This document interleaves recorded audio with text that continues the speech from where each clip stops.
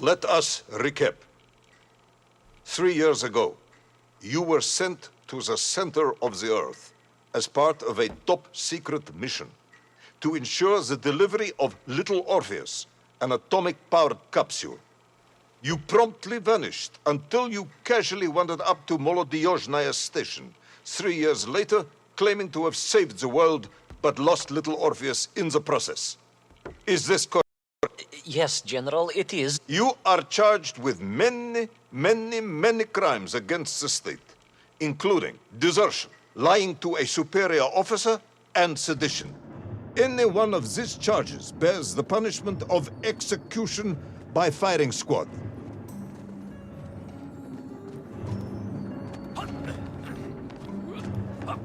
General, you must be reasonable. I did my best. It's all true, I swear. I swear upon the lives of my family. Oh, do you? Auntie Marcia and Uncle Vanya, the traveling tinker and the pig dentist, or perhaps Cousin Pavel, the criminal mastermind with the unhealthy taste for eggs. How stupid do you think I am, Comrade Devalov?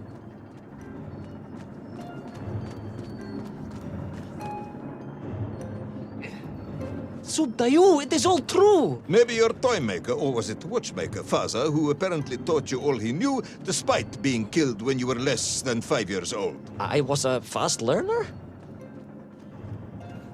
You have precisely 1 minute to convince me not to summon the guards and have you shot on the spot. A minute? A lifetime. It's all I need, General.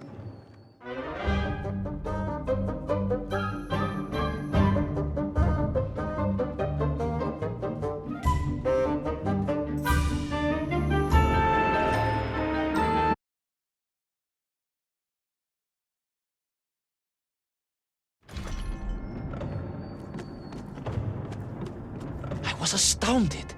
My father, I told you, I think I told you, he was a toy maker, and he often played with clockwork parts. Tavarish. But this made all those childhood wonders pale into insignificance.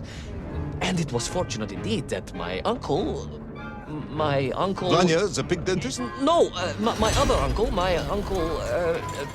Sasha, had taken me mountaineering in the Urals during my childhood, for it was only by scaling these giant mechanical parts that I would reach little Orpheus. Yes, I had been thinking that it seems awfully convenient that you were such an accomplished climber. I don't, however, recall any mention of this Uncle Sasha in your file. He was a very private He was man. a very unlikely man. That was Uncle Sasha's blessing and his curse.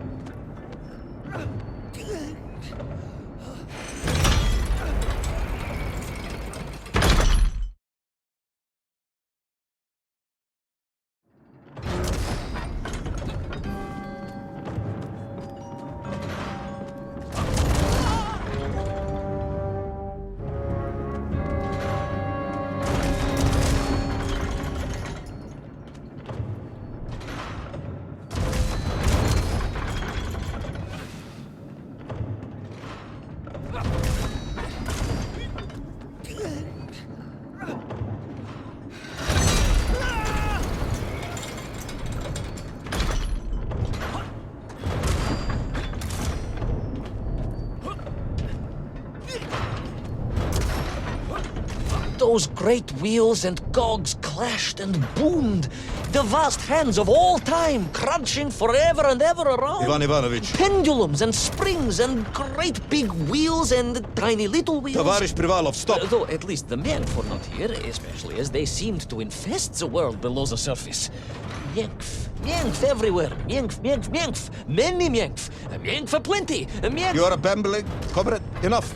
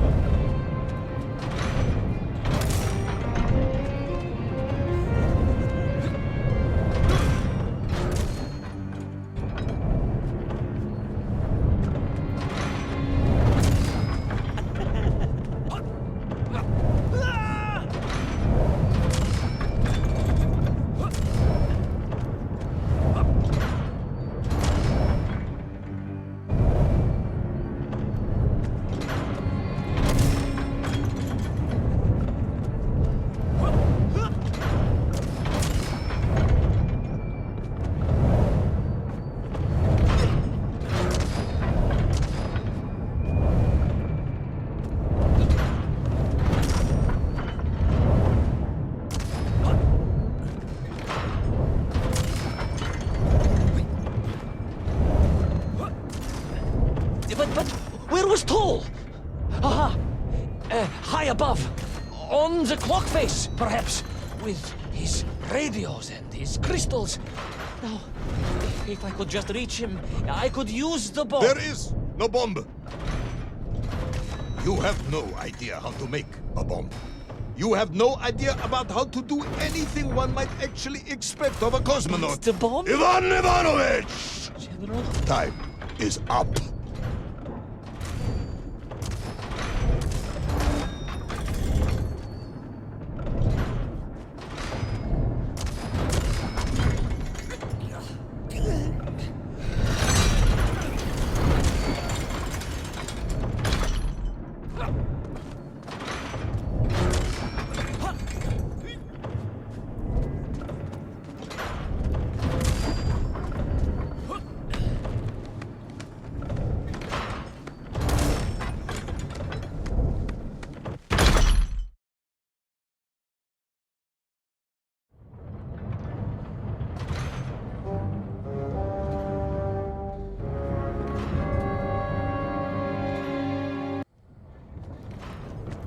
Stop talking, Tavarish. You don't know what happens next. It is obvious. You've done very well. I applaud you for your efforts and your story. It is a wonderful tale, Comrade Privalov. I have enjoyed it immensely. But every story needs an ending. And it is clear yours does not have one. I just need more time. I think that even if I gave you all the time in the world, it would not be enough. No, General. I can do this. That is, I remember what happens next. I just need to catch my breath and compose myself. We both know how this story ends, comrade. But little Orpheus, you haven't heard what happened. We will find out soon enough. You will be executed and another expedition will be sent. No! No, you cannot! You cannot! We must never go back! You don't understand! Make me, then. Make me understand. I am a kind man, although you may not believe this. I do not want to have you shot. So help me. Make me understand. Tell me what happened to little Orpheus.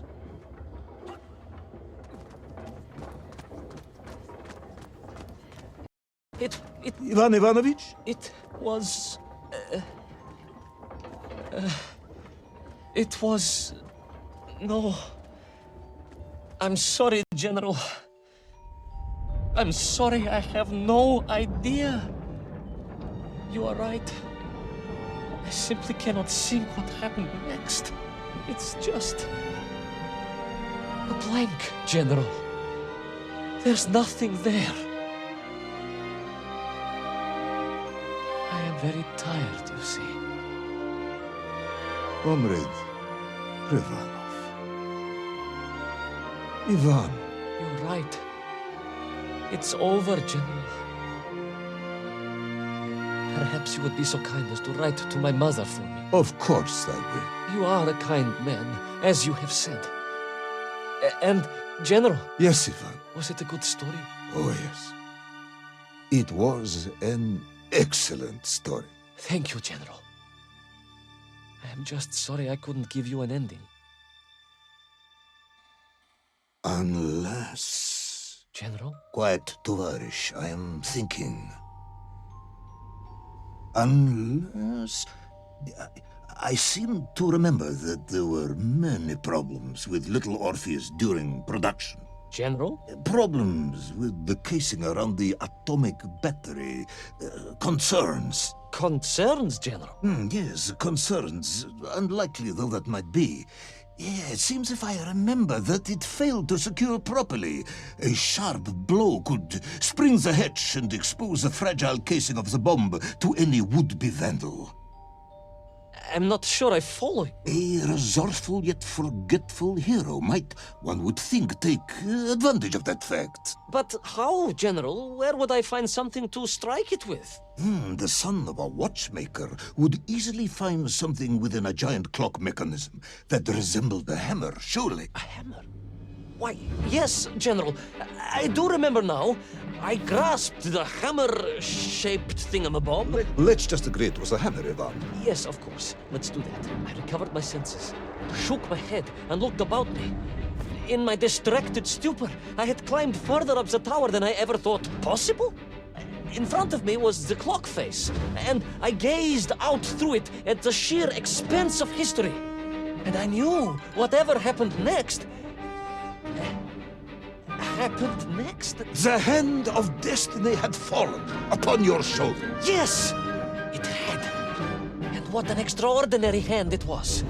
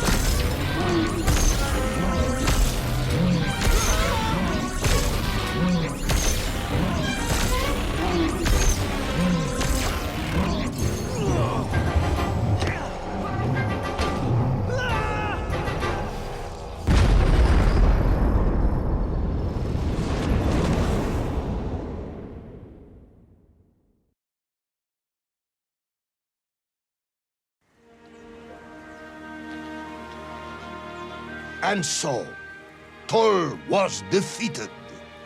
Little Orpheus destroyed, the bomb lost forever. Not just that, General.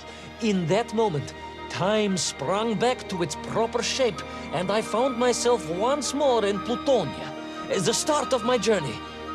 But the wound in the interior sky was gone. The drill was gone. It was as if I had never been here. And they were nymph, free and happy, without the tyranny of toll, free to pursue their simple lives. But we can never go back? Never, General. One drill, one metal sphere, one lone cosmonaut was nearly enough to destroy time and unleash the tyrant Toll upon our world. Who would think an innocuous beeping radio housed in a ball of metal could change the world so dramatically? Who indeed? But tell me, what of you? And what of your return to the surface? I stayed amongst the Mienk for as long as I could. But I came to realize they had begun to worship me as a king. No, General.